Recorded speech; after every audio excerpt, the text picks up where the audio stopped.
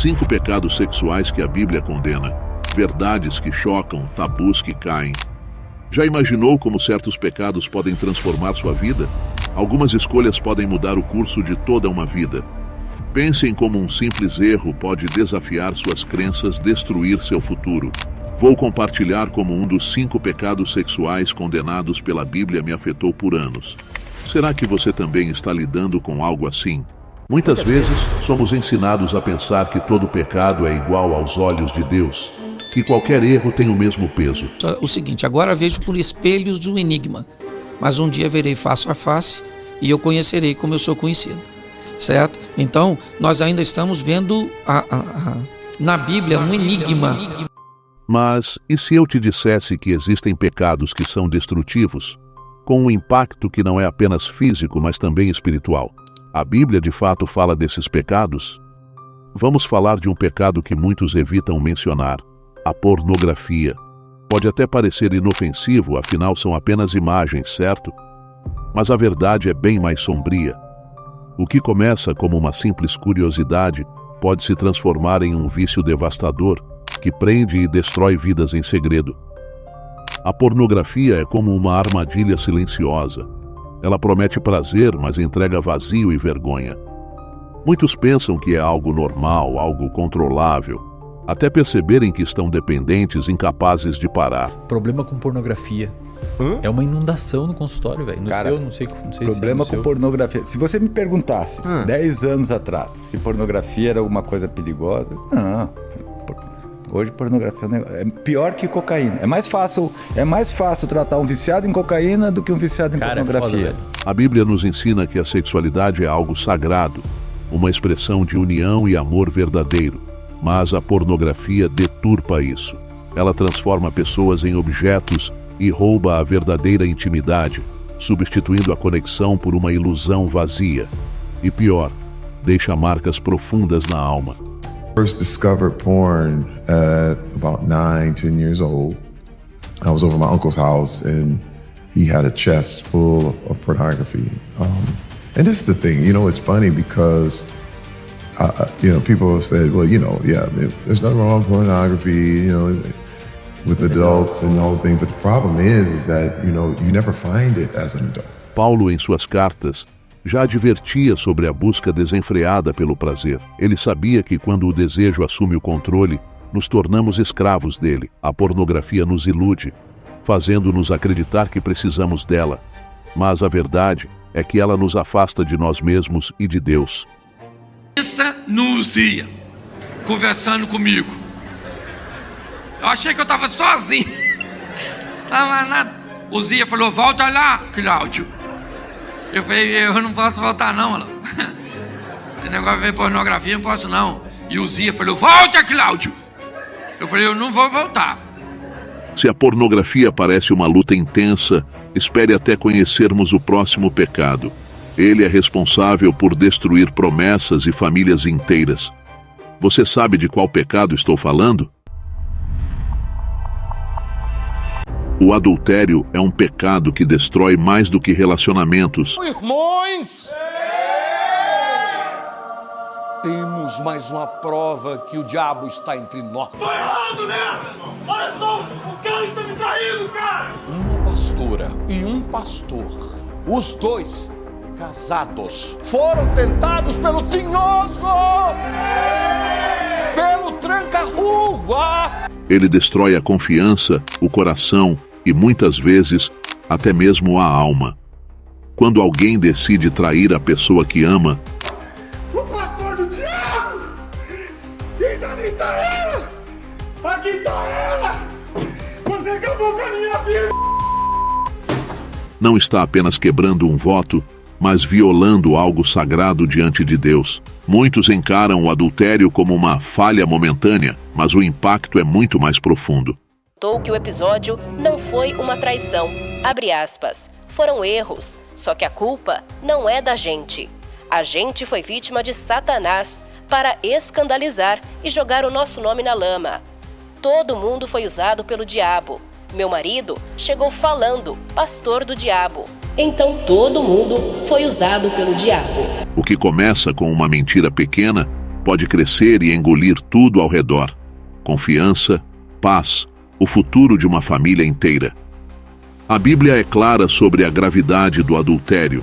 Em Êxodo 20:14, Deus manda: "Não adulterarás." É uma lei que protege o mais precioso entre as pessoas, o compromisso entre marido e mulher, a aliança diante de Deus. E quando essa aliança é quebrada, as consequências vão muito além da dor imediata. O adultério fere profundamente não só quem é traído, mas também quem trai. Ele leva a um vazio emocional, a uma desconexão espiritual com Deus. A pessoa pode até tentar seguir em frente, mas o peso da culpa e da vergonha muitas vezes a consome. Você não vai fazer isso. Não vou? Não vai. Tem certeza? Não vai fazer isso. Tem certeza? Você não vai fazer isso. Tem certeza? Você não vai fazer isso. Tem certeza? Não vai. Absoluta? Você não vai fazer isso. Hã? Você não vai fazer Absoluta? isso. Você não vai fazer É mesmo? isso. Você descobriu a gente aqui? Eu vi o seu sindical e vim. Mas há esperança. Como qualquer pecado, o adultério não é o fim, mas sim um convite para a restauração. Deus é o Deus que cura feridas profundas e que, quando buscamos perdão de coração, nos oferece uma nova chance para reconstruir.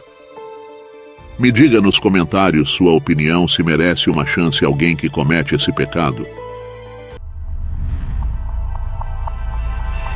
Fornicação. Esse é um pecado que, infelizmente, a sociedade tem normalizado. Eu acho que as pessoas, antes de casar, elas têm que se conhecer, porque vai que depois que casa e daí um não gosta do corpo do outro, o sexo não combina, porque sexo é amor, né? E tem que ter. Eu acho que não tem problema de fazer antes, eu não sei, é a minha opinião, né? O sexo antes do casamento, ou relações sexuais fora do compromisso, é frequentemente visto como algo sem importância. O Ministério da Saúde adverte que sexo seguro é com preservativo. A Bíblia adverte que sexo seguro é depois do casamento com uma pessoa só. Hoje isso, onde as pessoas observam mais o prazer pessoal do que a palavra de Deus, as coisas ficaram meio misturadas. Daqui uns dias vai acabar vendo um porte fazendo xixi no cachorro e todo mundo achando perfeitamente natural. Por quê? Porque os valores se inverteram e o errado virou certo. Mas o que muitos não percebem é que esse pecado, aparentemente inofensivo, afeta profundamente nossa alma e nossa relação com Deus. A fornicação, na visão cristã, não é apenas uma transgressão moral, mas uma violação do plano divino para o relacionamento humano. Deus criou o sexo para ser experimentado dentro da segurança e santidade do casamento. Você tem que entender que o seu corpo, ele é um templo que não é seu, então você não está aqui para fazer a sua vontade, sacou? Você está aqui para poder fazer uma vontade maior, que é a vontade de Deus. Quando o utilizamos fora desse contexto, quebramos não apenas um mandamento, mas a integridade do que o sexo representa. Muitas vezes, o sexo fora do casamento é encarado como algo natural. Quantos homens você já transou na sua vida? Quantos homens eu já transei na minha vida? Isso é uma pergunta muito íntima. Pergunta difícil, né? Ah, você quer que eu conte agora isso? Não, pera, ajuda. Isso eu não falo. Não sei. Não sei. Não conto. Ou você não quer contar pra mim? Acho que eu não quero contar pra você. Eu acho que é uma pergunta muito pessoal, mas não foram muitos. Não chega a completar uma mão inteira. Algo que todos fazem. Mas Paulo, em 1 Coríntios 6,18, nos adverte a fugir da imoralidade sexual, pois a fornicação não é um simples pecado contra os outros, mas um pecado contra o próprio corpo. O corpo, que foi feito para ser o templo do Espírito Santo, está sendo violado. Fiz algo de errado. Aí o cara diz assim, não, foi até bom, não foi? Você viu que foi bom? Foi ótimo, foi. Aí fica ali tentando enganar a menina, né?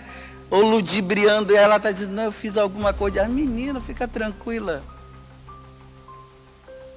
Se morrer em seguida, vai para o inferno.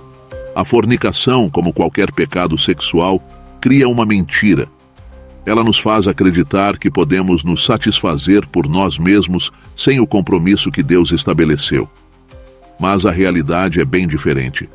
Aqueles que se entregam ao prazer imediato acabam se afastando do verdadeiro propósito para o qual foram criados.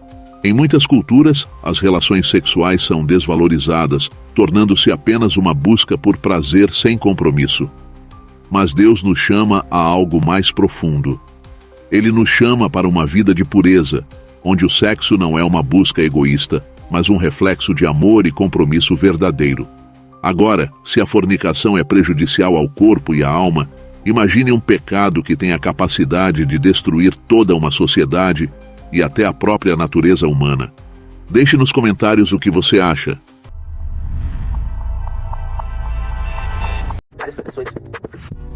Eu lembro de um dia que eu cheguei de sair com 16 clientes. Eu fiquei... O nome dela é Ana Júlia, 26 anos de idade. Garota de programa desde os 17. Qual sua profissão? Cantora, influencer e criadora mais um 8. Ô, louco, que isso? Qual das três é a tua principal fonte de renda? Criação de conteúdo mais um 8. E quanto que você ganha por mês com isso aí? Em média, 250 mil por mês. Ô, louco, você faz por amor ou grana? Por amor e grana também, né? Claro. Acredito que deve ser um trabalho duro. É duro, né? A gente tem que ralar bastante, suar muito, dá duro mesmo. Sabe por que o homem gosta de prostituta? Porque elas falam. A prostituta vê um homem nu, sabe o que ela fala? Ah, nossa, isso vai me machucar. Mas ela falou o que ele quer ouvir. A prostituição é um pecado que, na visão bíblica, vai além do corpo físico. Ela carrega em si uma destruição emocional, espiritual e social. Quando alguém se entrega à prostituição, não está apenas violando seu próprio corpo, mas está permitindo que o valor de sua alma seja desconsiderado, reduzido a um objeto de desejo. A prostituição não é apenas o ato físico, é uma realidade de sofrimento psicológico e espiritual. Aqueles que se envolvem com esse pecado frequentemente buscam algo que falta em suas vidas, mas acabam se sentindo mais vazios a cada transação. Em Provérbios 6:32, a Bíblia diz: "O homem que comete adultério não tem juízo. Quem assim faz, está se destruindo a si mesmo." E essa destruição não é apenas emocional, mas também espiritual. A prostituição está ligada a essa mesma destruição, pois reduz a pessoa a um objeto para satisfação egoísta, violando o plano divino para o corpo humano. Da mesma foto. Lá nos Estados Unidos, que legal. Os seguidores pedem privacidade, sigilo total. Tempo aqui é dinheiro. Já tem 2.042 curtidas, 94 comentários. Que o marketing é tudo. O pecado da prostituição muitas vezes tem raízes profundas em um coração ferido, em traumas do passado, na falta de amor próprio e no desespero por aceitação.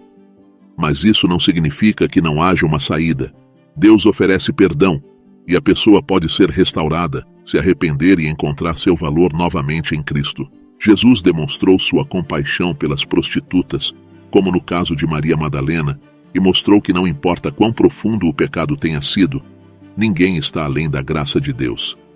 A prostituição, embora seja um pecado grave, não é um fim. Deus oferece um novo começo para todos que se arrependem. Assim, a partir dos meus 11 anos de idade, eu já tive um envolvimento no mundo já. Eu, muito cedo, conheci o mundo. Com 11 anos de idade, eu já sabia o que era o mundo da prostituição. Embora a prostituição envolva a exploração de um corpo, há pecados que afetam não apenas o corpo, mas também a alma e a moralidade de uma sociedade inteira. O próximo pecado é talvez o mais destrutivo, pois leva à destruição de tudo ao redor. Você consegue imaginar o que é? Fique ligado. O que você faria se soubesse que um dos seus amigos está se afastando de Deus por causa desse pecado? Agora que vimos como esses pecados muitas vezes afetam profundamente nossas vidas e nossa relação com Deus, é importante lembrar que na Bíblia, Deus também nos adverte sobre os perigos do pecado no fim dos tempos. Em Revelação 9, encontramos uma descrição poderosa sobre os julgamentos e como esses pecados podem ter consequências catastróficas para a humanidade. Se você quer entender melhor como essas mensagens se conectam com os sinais dos tempos, assista ao nosso vídeo sobre Revelação 9. Nele, vamos explorar o que a Bíblia diz sobre o futuro e como podemos nos preparar espiritualmente para o que está por vir. Incesto, uma palavra carregada de dor, segredos e tabus, Mas será que essa prática é um problema apenas dos tempos modernos? Teu pai te estuprou? Gente! Pai abusou de mim. As letras só ficaram visíveis com o uso de uma lanterna. O registro é de uma criança de 9 anos que havia acabado de ganhar o diário de presente de aniversário. O que a Bíblia realmente fala sobre isso? Nos textos sagrados, encontramos relatos que questionam limites morais e nossas próprias raízes. Desde os primeiros livros da Bíblia, surgem casos que desafiam nossos padrões éticos. Além de Ló e suas filhas, temos Tamar e Aminon, filhos de Davi. Em 2 Samuel 13, Aminon, impulsionado por um desejo incontrolável, abusa de sua meia-irmã Tamar, causando uma tragédia familiar. Só que na minha cabeça a gente ia casar. Assim, a gente ia namorar há pouco tempo, porque era assim, né, que aconteciam as coisas dentro da minha cultura. Só que o que acontece? Ele me pedia coisas que, mesmo ele sendo da mesma religião, ele me pedia coisas que eu ficava assim, não, sabe que a gente não pode fazer isso? Ele insistia, ele dizia assim, não, mas várias pessoas que são da igreja fazem isso. Aí mas eu não faço. Eu dizia que não, ele me taxava de um monte de nome. Ele dizia que eu estava me fazendo santa, que ele sabia que eu não era boba. Até que teve um dia que ele me chamou para ir para a igreja. E eu fui. E aí quando chegou num determinado momento, a gente voltando, era tipo um sítio, a igreja, e ele parou o carro e ele me beijou. E, poxa, a gente tá ficando, a gente tá namorando, né? Então, ok, vamos nos beijar. E aí, só que ele disse que não ia fazer nada, ele prometeu que não ia fazer nada, que ia ser como as outras vezes, que a gente ficava, namorava, mas não acontecia nada, só que dessa vez ele me enganou. Eu me senti violada, porém culpada por ter provocado isso na minha cabeça. Cheguei em casa, minha mãe olhou pra mim e falou o que aconteceu. Fui pro banheiro e eu me lembro que eu entrei no banho de roupa e tudo. E aí eu agachei assim no banho e eu me senti muito suja. A traição entre irmãos e a fragilidade do desejo humano revelam quão longe as pessoas podem ir quando o pecado domina o coração. A Bíblia não condena explicitamente o ato de Aminon, deixando-nos com o silêncio e as consequências dolorosas.